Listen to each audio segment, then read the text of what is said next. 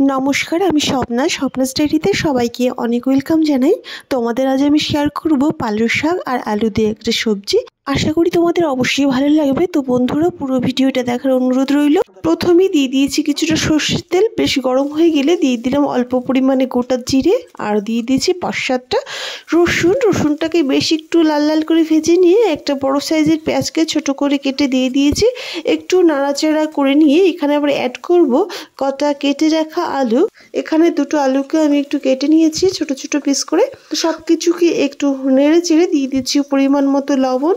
লবণটা দিয়েও বেশ ভালো করে নেড়ে একটু ঢেকে দিয়ে আলুটাকে বেশ একটু লাল লাল করে ভেজে নেব। তো ঢেকে ঢেকে আলুটাকে বেশ একটু লাল লাল করে ভেজে নিয়েছি। দেখতে পাচ্ছ আলুটা কিন্তু বেশ এই টাইমেই সিদ্ধ হয়ে গেছে। এই টাইমে অ্যাড করছি কিছুটা জিরে গুঁড়ি আর কিছুটা ধনে গুঁড়ি। অল্প পরিমাণে দিচ্ছি, বেশি দেওয়ার প্রয়োজন নেই।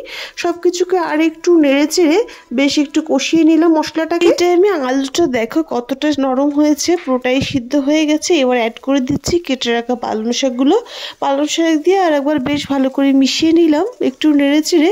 এবার অ্যাড করে দেব পরিমাণ মতো লবণ আর হলুদ। তারপর শাকটাকে আর একবার ভালো করে লবণ আর হলুদের সঙ্গে মিশিয়ে নিলাম। দেখো শাকটা কিন্তু বেশ নরম হয়ে আসছে। আর একটু ঢেকে দিলাম শাকটা ভালো করে সিদ্ধ হওয়ার জন্য। 2 মিনিট পর ঢাকনি তুলে নিয়েছি। শাকটা এবং আলুটা দুটোই বেশ ভালো মতো সিদ্ধ হয়ে গেছে। এবার আমি অ্যাড করব কুচনো কাঁচা লঙ্কা। এখানে 4 থেকে 5টা কাঁচা লঙ্কা আমি কুচি করে রেখেছিলাম। লঙ্কাগুলো আমি দিয়ে আরও 1 মিনিটের জন্য ঢাকনিতে ঢেকে দিচ্ছি। পুরো রান্নাটা বেশ ভালো মতো সিদ্ধ হয়ে যায় এবং ভাজিটাও ঠিকঠাক হবে।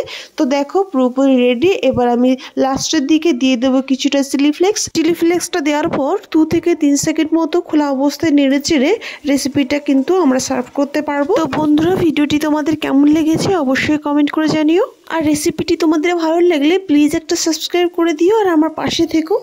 তো বন্ধুরা, তোমরা কি ধরনের ভিডিও দেখতে যাও প্লিজ আমাকে কমেন্ট করে জানিও। আর ভালো থেকো তোমরা। আজকের ভিডিওটা এই পর্যন্তই।